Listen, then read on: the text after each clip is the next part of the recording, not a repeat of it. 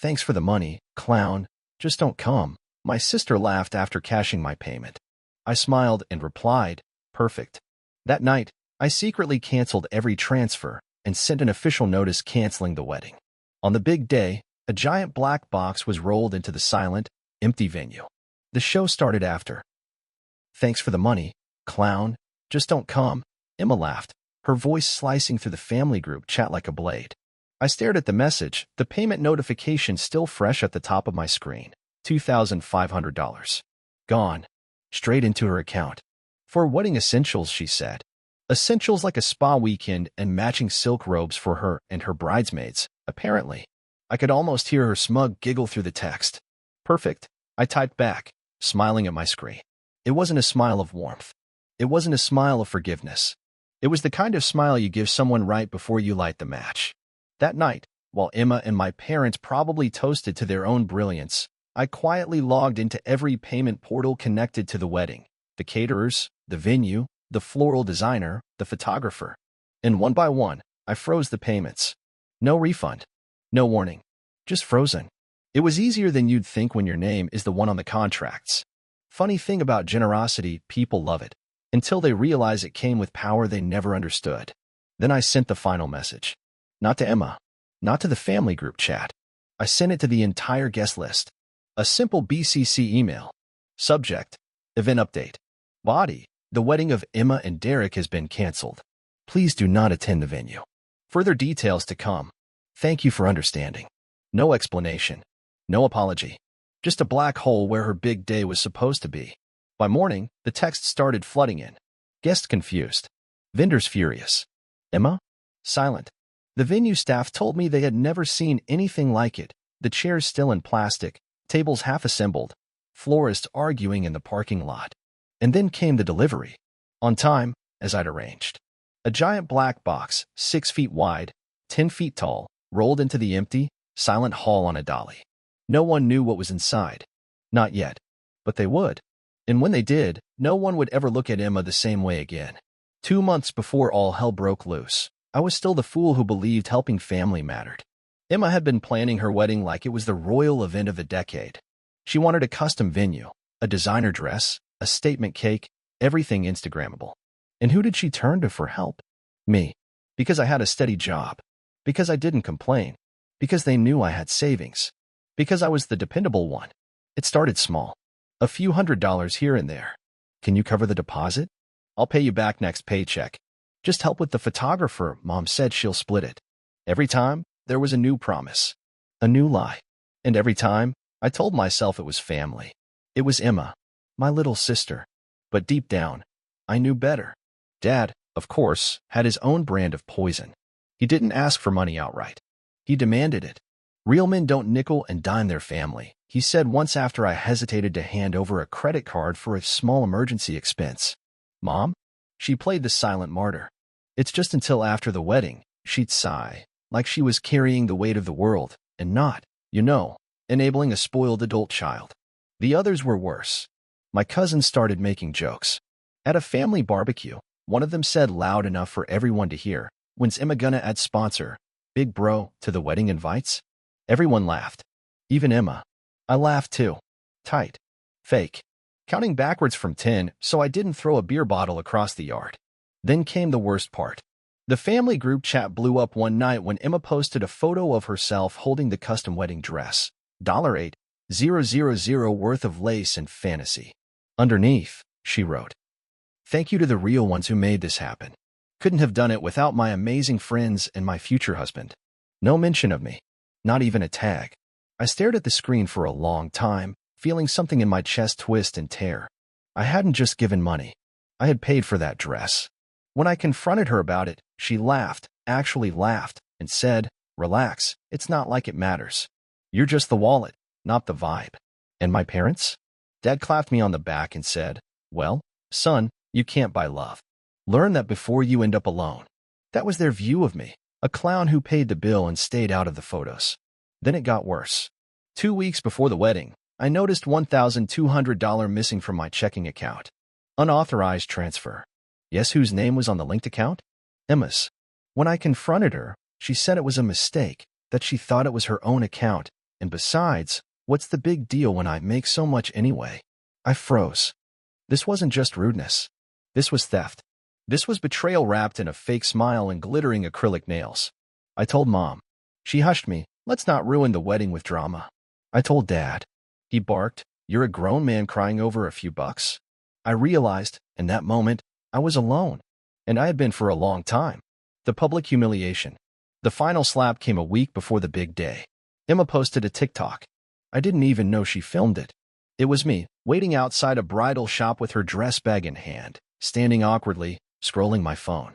She had added a caption. When your wedding sponsor is your brother, #thanks for the money. It went viral. Tens of thousands of views. Hundreds of comments laughing at the pathetic brother paying for everything. Someone even recognized me from work. Yo, is this you? My coworker texted with a screenshot. I went numb. And then something inside me turned ice. The proof. That same night, while scrolling through her wedding planning app, which she'd accidentally left logged in on my laptop once, I found everything. Spreadsheets showing exactly how she divided the sponsor money between friends and spa days. Group chats where she called me Plan B and walking ATM. Voice memos joking about how she could fake cry if I ever got suspicious. It wasn't just one bad moment. It was deliberate. It was rehearsed. It was who they were. The plan. I downloaded everything. Every chat. Every voice memo. Every receipt. Then I sat back in my chair, staring at the dark window, the city lights blinking like indifferent stars. And I decided, they wanted a clown? Fine. I'd give them the greatest show on earth. The build-up to the collapse. The final payments for the venue were due 2 days before the wedding. Guess whose card was on file? Mine.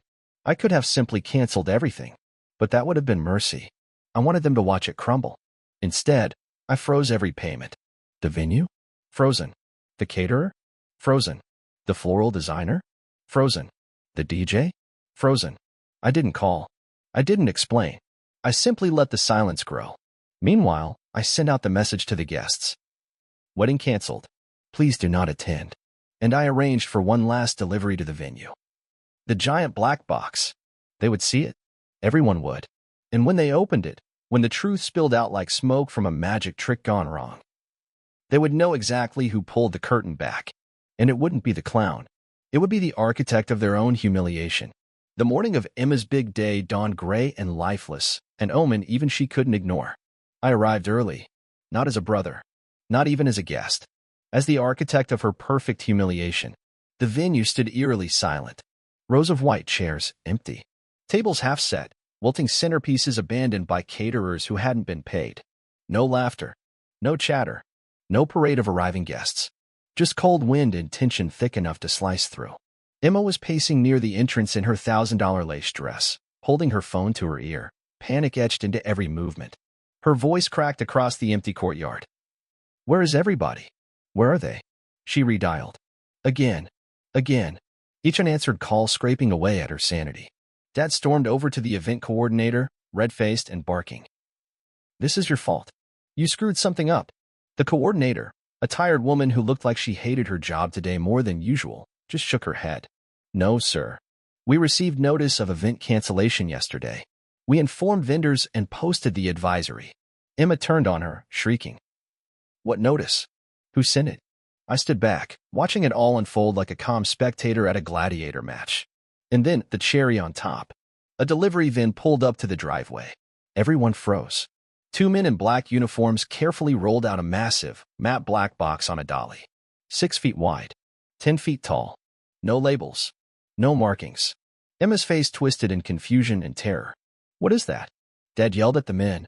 Hey, that's not ours. Get it out of here. But the delivery guys ignored him, because I had signed the delivery order. They positioned the box dead center under the empty wedding arch. The crowd, what little there was venue staff, confused caterers, Emma's 2 bewildered bridesmaids, watched in paralyzed silence. Then the mechanism inside the box clicked. The front panel burst open with a loud bang, and out jumped a clown, fully costumed, wild red hair, huge polka dot suit, monstrous painted grin. In one hand, a giant cardboard sign, wedding canceled. In the other, an air horn. The clown let out a deafening honk and began laughing. Not just laughing, cackling. Manic, uncontrollable, shrieking laughter that echoed across the empty venue like a ghost curse. Emma staggered backward, one gloved hand flying to her mouth. No. No, she whispered. This isn't happening. This isn't happening. She turned frantically to Dad, to Mom, to the bridesmaids. But there was no one else to turn to. No guests, no applause, no music. Only the clown, dancing in manic circles around her destroyed wedding, holding the flashing sign high above his head. Dad tried to charge at the clown, but he slipped on the stone path and went sprawling. Mom started sobbing, sinking onto one of the empty chairs. Emma just stood there, paralyzed, eyes glassy, mouth open in a silent scream. I stepped forward, calm, deliberate. Looking for your guests? I asked her, voice low but clear. She spun toward me, furious, broken. You did this. I shrugged. Did what? Warn them about a circus without a tent? Tell them the show was canceled because the star performer was a fraud. Her makeup was running down her cheeks in thick black rivers. The $1,000 dress now looked like a joke costume at a Halloween party. The clown skipped past again, blasting the air horn with joyful abandon. The final moment. Emma screamed, a raw, animal noise that tore out of her chest and threw her bouquet at the clown. It missed by a mile. The clown bowed theatrically, still laughing, then somersaulted onto the grass, waving goodbye like a performer exiting stage left. It was over. Not with a bang. Not with a whispered apology. But with a scream, a clown, an erect girl in a muddy white dress standing alone under an empty arch. I turned and walked away, the sound of that hysterical, hollow laughter following me like a soundtrack. The perfect ending to a play that had been rigged against me from the start. But now? Now I was the director. And their show was canceled. I didn't stay to watch the final collapse. Didn't need to. Some things you just know are burning even when you turn your back on them. That night, I checked my phone only once. Dozens of missed calls from Mom. Several from Dad. Emma, unbelievably, left a string of voicemails swinging between begging and threatening. Fix this. I'll sue you. Please, you don't understand. You're still my brother. I didn't reply. Not to a single one. Instead, I sat at my kitchen table, in the small apartment I was already half-packed to leave, and watched the city lights blink outside. There was something liberating about the silence. About the fact that, for the first time in years, they couldn't reach me. The aftermath. In the next days, their stories started to shift. Emma posted cryptic messages online. Sometimes family betrays you in the worst ways. Dad dropped his version in a few Facebook groups. Money makes people crazy. We forgive, but we don't forget. Forgive? I laughed. They'd steal your wallet, punch you in the face, and then ask you to say sorry for bleeding on them. But the twist was, nobody really cared. No mass sympathy for them. No outrage. Most people moved on by Monday. The wedding wasn't a major event for anyone except Emma and her delusions of grandeur. My own plan. I spent that week doing something better. I resigned from my job. Walked into my boss's office, dropped a neat little resignation letter, and said, I'm done letting people take advantage of me. Starting today. She nodded, like she understood more than she said. I'd already lined up something different, a small opportunity upstate. Nothing flashy. Just a quiet little property maintenance contract at a lakeside town no one had ever heard of. But it was mine. My decision. My new start. The unexpected twist. I thought that was it. Until the letter arrived. A week after the non-wedding, a battered envelope slipped under my apartment door. No return address. Just my name. Inside. A short, printed letter. From Derek. Emma's almost husband. I sat down hard when I read it. I figured you'd want to know. I was never in love with her. She blackmailed me into the engagement. I was about to back out, but then I heard what you did. You saved me. I'm gone.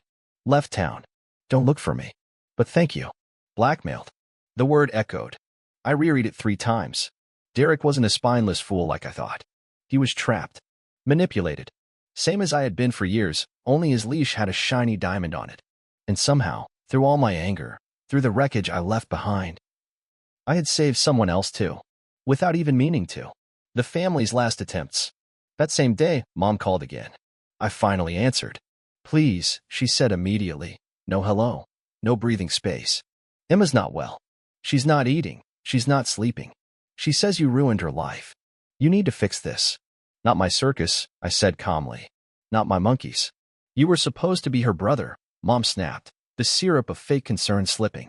You think leaving her like this makes you better? I smiled, unseen. It doesn't make me better, I said. It makes me free. I hung up. I blocked their numbers. I changed my email. Deleted the old group chats. Signed the new lease. The final move. Before I left town, I made one final stop. The bank. See, a few months ago, when Emma was busy collecting money for her fantasy wedding, she had also convinced my parents to co-sign a loan, using my name as emergency backup. They thought I'd never notice. Thought I'd always be there to bail them out. They were wrong. I handed the bank a stack of documents. Proof of fraud. Withdrawal of consent. Request for full investigation. Their little financial house of cards was about to collapse in ways they hadn't even imagined. The very foundation they built their lives on, my forgiveness, my silence, my willingness to clean up their mess, was gone.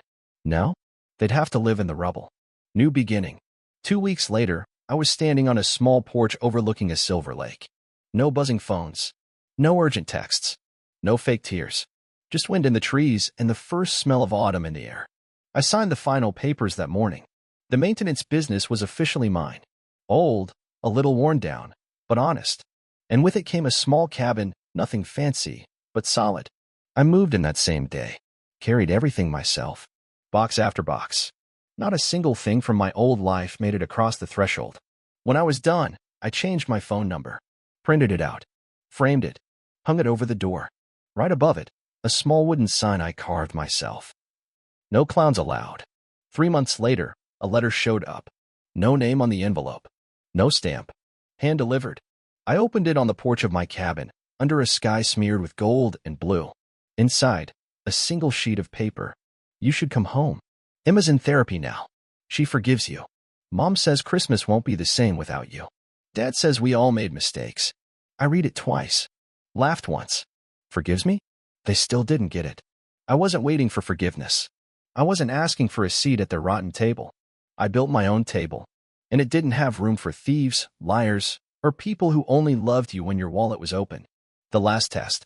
Out of curiosity, I checked my old Facebook account quietly, under a burner profile. Emma had posted again. A photo of a sad, half-empty Christmas dinner table. Caption. Some people will always choose pride over family. Hope you're happy. Dad had commented underneath. Forgive and forget, even when they abandon you. Mom had added a sad face emoji. They were still playing the same broken record. Still rewriting history with the same cheap ink. Still pretending that love meant obedience. Still pretending that if they cried loud enough, I'd come crawling back to fix the mess they made. The realization. That was when it finally clicked. It wasn't that they hated me. It wasn't even that they didn't love me. They just loved what I could do for them. Loved my silence. Loved my guilt. Without it, they were nothing. And I wasn't broken anymore. I didn't need a war. I didn't need to explain myself to people who built an entire life where I was just a backup plan. I didn't even hate them. You can't hate a black hole for pulling things in. It's just what it does. You just have to walk away far enough that its gravity can't touch you. The final gesture. That afternoon, I took a walk into town. Small. Quiet. The kind of place where people say good morning and mean it. I stopped by the local post office. Filled out a simple form. New name on the mailbox. No forwarding address. Then I walked to the hardware store. Bought a new lock for my gate. Hung a small, hand-carved wooden sign under my mailbox. Simple. Clear. Private property. No clowns allowed. A couple of the old-timers chuckled when they saw it. One nodded and said, "Good policy." I smiled, tucked my hands into my jacket pockets, and looked out over the silver lake stretching endless and free. The unexpected closure. The day I finished settling into my new life, something happened I hadn't expected. I got a call. Not from Emma. Not from Mom. Not from Dad. It was from Derek. The almost groom. The man I unknowingly rescued. He didn't say much. Just that he was somewhere in Montana now. Working construction. Happy. He thanked me. Said that the day I pulled the plug on the wedding was the day he got his life back. Told me he hoped I found peace too. Then he hung up. No long speeches. No promises to stay in touch. Just two men, strangers really, bound by the same simple truth. Sometimes you don't escape the circus. Sometimes you burn it down. The final thought. I wasn't angry anymore. Not sad. Not bitter. I was just done. And you know what? It turns out peace doesn't come with fireworks or grand gestures. It comes in the quiet moments.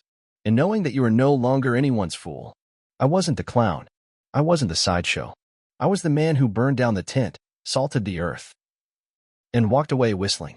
Because sometimes surviving isn't enough.